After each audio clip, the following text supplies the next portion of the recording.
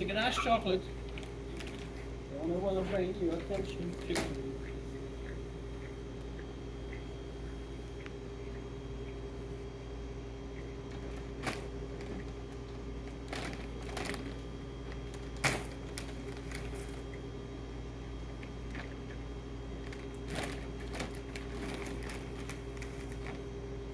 Try it.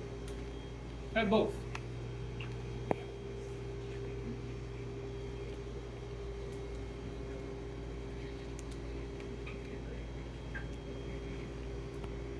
This one is a little bit softer, I guess. Ah, softer? Yeah. Little intro into chocolate. So I have my cream here, standard ganache. You can either boil it or use the microwave. Warm it up here for you.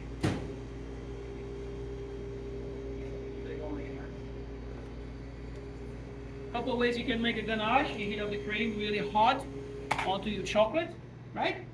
This is how you made a ganache before. Yeah. Or you can melt the chocolate and you can just warm up the cream. Okay. Hello, how are you?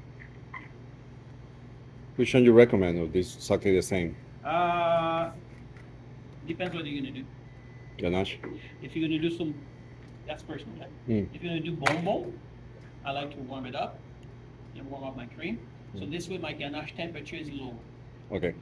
So it crystallizes a little bit faster. A little bit more dark, please. Give it a number 2, please.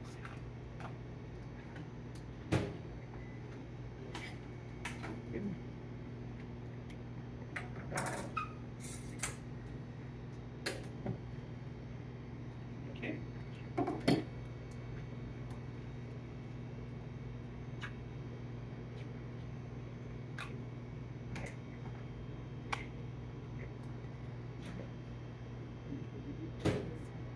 Thank you very much.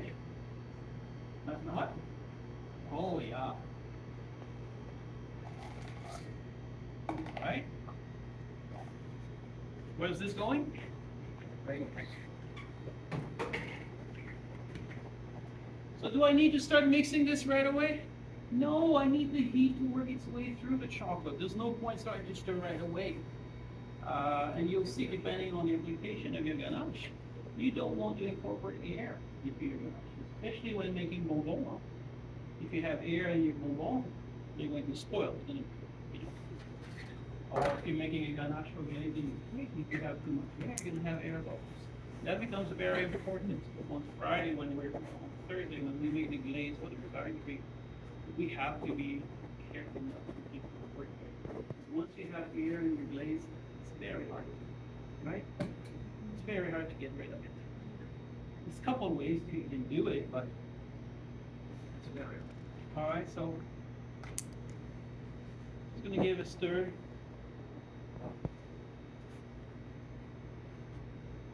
The chocolate is starting to melt already. And this chocolate being not as fatty, it's a bit harder to, not harder, but you have to take a little bit more precaution when making the ganache.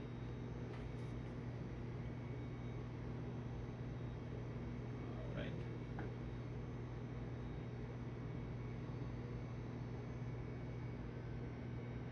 See how thick that chocolate is? A lot thicker than regular calypso.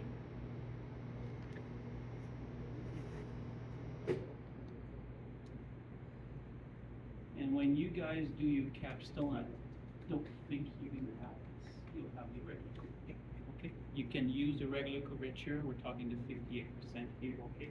You're simply gonna have a ganache that's a little bit firmer. That's it. Okay.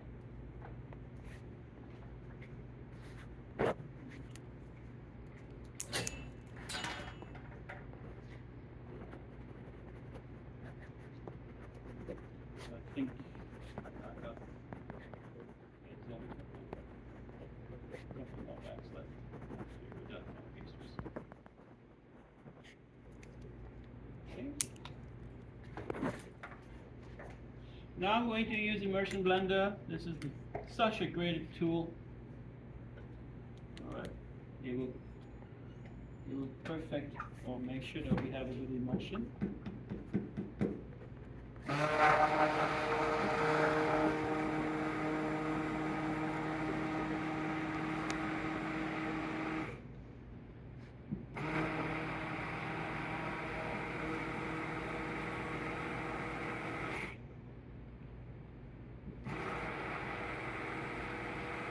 Imagine like 40, 50 years ago, we didn't have immersion blenders. But we started. They weren't so common in pastries. And this is the greatest tool ever for ganaches. There's also a tool out there that chocolatier use. It's called a Stéphane sous vide, which means it's a robocoupe, kind of a robocoupe, right? And they make their ganache with that. It's a big robocoupe, but it's got a compressor that removes the air inside the robocoupe. So there's no way you're going to add air to your ganache.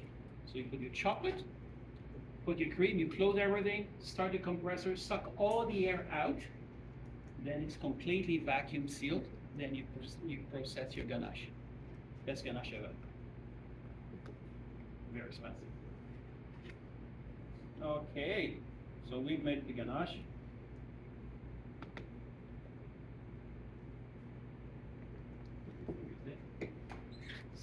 See how liquid it is? Can I do my opera cake with this now?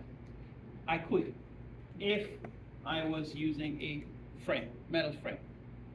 Then I can use mousse, then I can start assembling, right? But in this case, no. Because I want to have similar texture as my buttercream here, which is spreadable.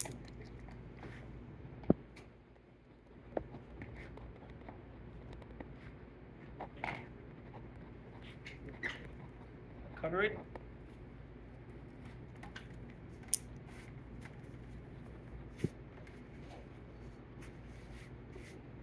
I'll put this in the cooler.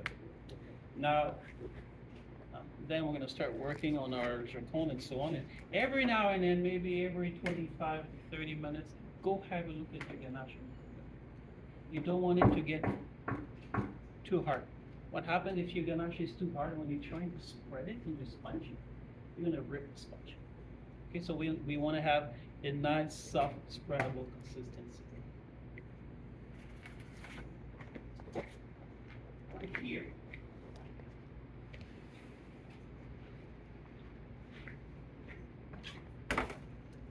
All for you, already scaled. You make your ganache. Next, once the ganache is done, we're going to start scaling the sponge, the jeton. All right. When you scale the jeton, again, everyone's making one recipe per person. Each and every one of you is making one cake. Okay. Almond, sugar, flour, all these three ingredients can be combined together right away. Okay. When I look at a recipe and I do my scaling, I look, okay, oh, I need to mix up. So that means I can combine them right away. So I don't have to have an insert for 100 grams of almond, 100 grams of icing sugar. I can keep adding to the same insert. Okay, so this way we don't have 50 dailies per table. All right, so we'll scale that. What I would recommend, perhaps, in teams of two, you talk to each other. You say, okay, me and Jose are going to do the almonds. And Leah is going to team up with Sana, perhaps, and we will do all the sugar for everyone. So this way, we don't have 15 people trying to get to this container. You've done that before, you know what I mean, right? Mm-hmm. So talk to each other. We'll scale all that, and once everyone's got their ingredients on their station, I will demo how we're going to proceed to make this. Okay, and then we'll move on to the buttercream, and then syrup. And then we assemble, and that's it, and then we go home. You guys have class this afternoon? Not today. No? Tomorrow, right? Yeah. What is your class tomorrow? Management. What's the subject? Management. What's the Management. Yeah, But what? Uh, But this is marketing. Social, yeah. Social media. media. Yeah. I'm sorry? Social media. Oh, social media. Oh. Yeah. As if you guys need. We may, chef. We may. You're better than us at social media. So, anyhow, so let's grab some chocolate, some cream, make your ganache.